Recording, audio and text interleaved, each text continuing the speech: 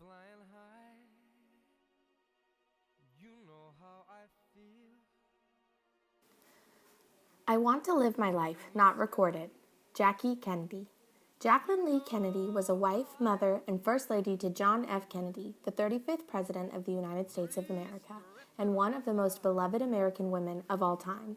She charmed American and foreign dignitaries alike, all while making the American public fall in love with her day after day, and never failing to be a good wife and mother to her children. But more than just being loved, Jackie Kennedy used her position to make a difference and impact the world. She transformed the role of First Lady into one of power and prowess and used her position to lead movements and social change. We remember her for being beautiful on the outside, when we should remember her for being beautiful on the inside as well. Jackie Kennedy, born Jacqueline Bouvier, was born on July 28, 1929, to John and Janet Bouvier in Southampton, New York. Even at a young age, she was involved in lots of activities, such as ballet, horseback riding, and writing, that led her to develop the qualities that made her the leader she later became. Jackie got her first horse at the age of 1, and by the time she turned 11, she was a nationally ranked rider. Jackie was also very passionate about reading, a passion that would follow her throughout her entire life and guide many of the social advocacies she pursued during her time as First Lady. Some of her favorite literary characters included Mowgli from Rudyard Kipling's The Jungle Book and Scarlett O'Hara from Gone with the Wind, all powerhouse characters full of tenacity and drive, characteristics that Jackie would take with her throughout her own life. Butterflies all having fun, you know what I mean. During her schooling years, Jackie attended Miss Porter's School, a boarding school in Connecticut that emphasized education, proper manners, and the art of conversation. Jackie was a very successful student who was able to win many awards. One of the recognitions she received was for being the school's top literature student. This award came from her essays and poems that she would write for the school newspaper. Her time at school also led her to gain her first leadership role as the Debutante of the Year for the 1947 season. While she appreciated being recognized for her popularity and beauty, Jackie's been reported saying that although she won, she had more ambitions than just being a housewife. By making this statement, Jackie was able to challenge the thinking of the current time and begin to create a new mindset for women. In 1948, Jackie enrolled at Vassar University in New York to study history, literature, and French. During her time at Vassar, she was able to study abroad in Paris. It was during her time in Paris that she came to see a new perspective that challenged her original ways of thinking. She came back from Paris with empathy for people as well as an acceptance for and hunger for knowledge. Upon returning to America, she transferred to George Washington University, where she graduated with a degree in French literature. After graduating, she took a job as an inquiring camera girl for the Washington Times, where she utilized her creative thinking to create a popular column.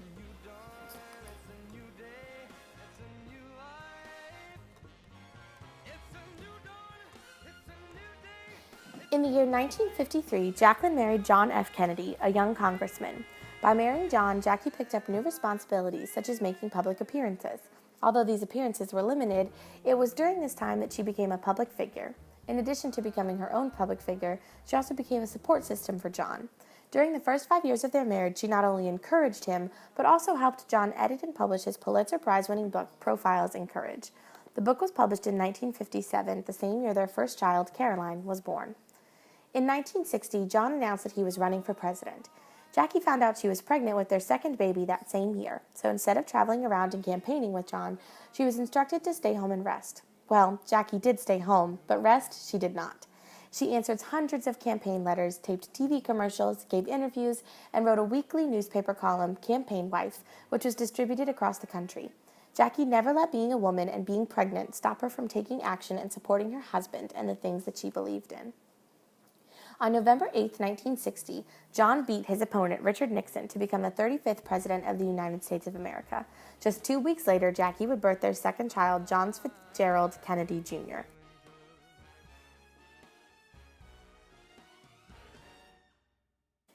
After her husband's inauguration in January of 1961, Jackie officially became the First Lady. From the beginning, she made her passions for the country and the State of the Union very clear, but made sure that everyone knew her first priorities were being a good mother and a good wife. She once told a reporter that, if you bungle raising your children, I don't think whatever else you do well matters very much. Jackie took her passion for the arts, and weeks before inauguration, she planned to redecorate the family quarters of the White House and even historically restore the public rooms. This was one of her first steps to establish herself not only as the First Lady, but a leader. During Jackie's restoration project, she established a committee of advisors led by experts on painting, furniture, and books. She searched for historical items and asked for donations of historical and artistic items from the public. In the process, she successfully pressed for Public Law 87286 to be passed, which made donated items property of the White House. Gathering outstanding examples of American art and furniture from around the United States, including many items that had belonged to former presidents and their families, she restored all the public rooms in the White House.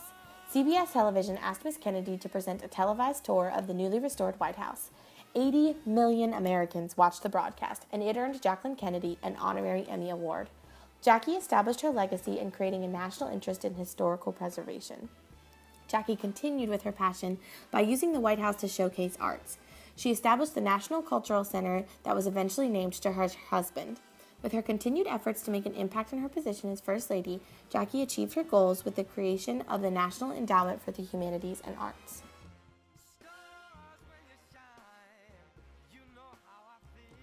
Mrs. Kennedy also served as a goodwill ambassador alongside her husband, capturing the hearts of foreign dignitaries across the globe.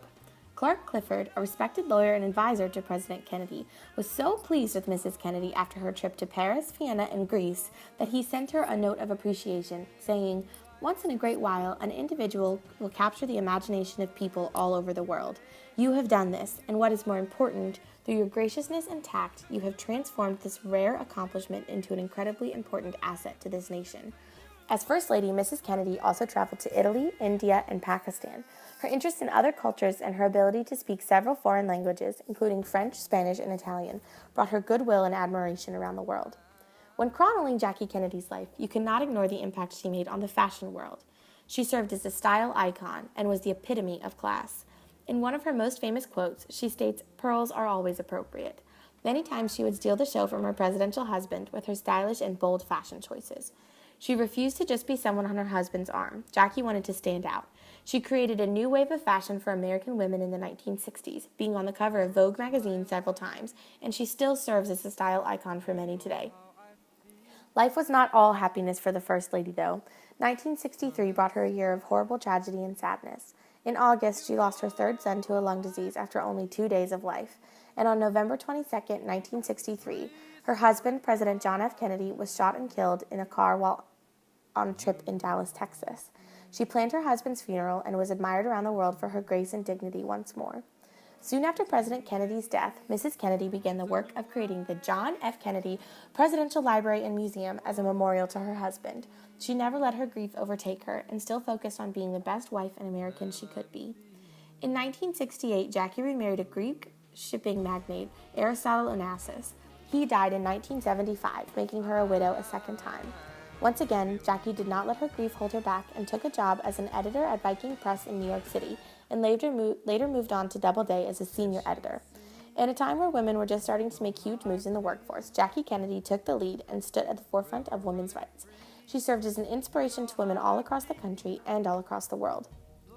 On May 19, 1994, Jacqueline Lee Kennedy Onassis died of non-Hodgkin's lymphoma.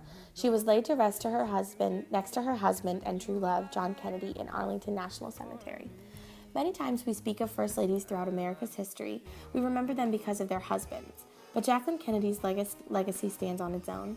She was an American diplomat, historical curator, dedicated mother, literary advocate, fashion icon, and social leader who left a lasting impact on American history. Jackie Kennedy spent her life restoring America's cultural and structural heritage. Many of the historic buildings that stand in our nation's great capital still exist today because of her. The impact of her leadership is immeasurable in American history. She captivated the nation and the rest of the world with her fierce mind, astounding beauty, and never-ending grace. Though she is gone, her contributions to the women and people of our great nation will never be forgotten.